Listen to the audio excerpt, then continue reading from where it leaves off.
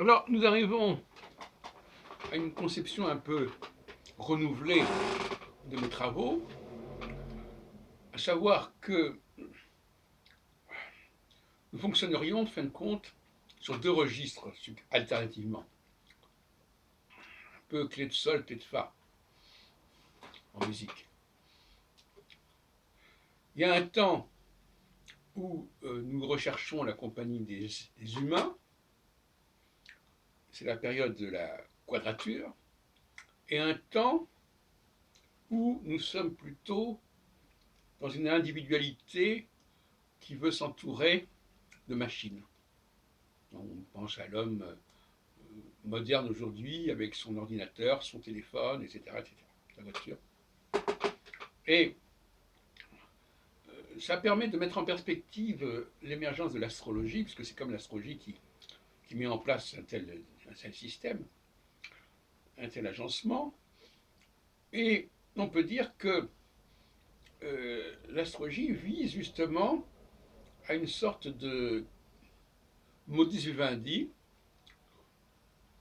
de partage des choses, un peu comme l'arrangement qui a eu lieu entre Cérès et Pluton, ou entre Déméter, si on préfère, et Hadès, qui se partagent le temps. Un temps de la nature, avec Cérès, un temps de l'agriculture, et un temps des ombres, et qui pourrait être associé à celui des machines, et de quelque chose de plus virtuel, de plus numérisé, etc. Donc, ce découpage du temps, on trouve en astrologie, avec une sorte de compromis, en quelque sorte.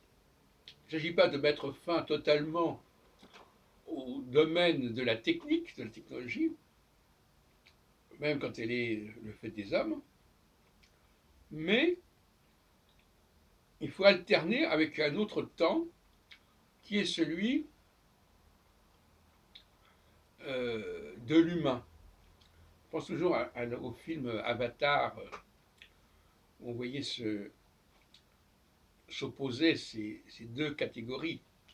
Une humanité extrêmement technique, mécanisée, face à une autre humanité qui ne pouvait utiliser que ce qui était de la nature. Et donc finalement, nous sommes dans une sorte de compromis où la moitié du temps, c'est intéressant parce que ça fait penser à ce qui se passe avec la pandémie, où on dit, voilà, la moitié du temps, les élèves seront en présentiel, et l'autre moitié utiliseront des machines. Voilà. C'est un petit peu la même démarche, ce qu'on appelle un système hybride. Et nous sommes dans l'astrologie, instaure un système hybride, effectivement. Et donc, l'astrologie vient préserver une dimension humaine. C'est-à-dire que même quand l'homme est complètement engagé dans la technique, il y a un moment où ça décroche. Le système se décroche et bascule vers une parenthèse qui relèvera davantage de la relation humaine et non plus de la machine. C'est-à-dire qu'à un moment donné, la machine laisse la place à l'humain. Au lieu de faire appel à des machines, on fait appel à des gens. Qui pose d'ailleurs le problème du plein emploi, etc. On s'aperçoit qu'en période de machine, l'emploi des humains est compromis et menacé, mais qu'on prévoit un temps, un, un temps parallèle où la machine laisse la place à l'humain, d'où mes expressions sur la nécessité de secrétariat, d'environnement, de maisonnée, etc. Et donc ça, c'est un garde-fou. L'astrologie introduit un garde-fou, c'est-à-dire qu'à certains moments, on va se dégager la machine. À condition que l'on ait un monarque, à condition qu'on ait un leader central dans une société donnée, qui respecte cette alternance, qui, dans sa propre horloge intérieure, respecte cette alternance. Ce qui n'est pas le cas si, évidemment, on change de responsable tous les 4 ans ou 5 ans, et où là, l'équilibre qui est prévu au niveau de la logique cyclique n'est pas respecté.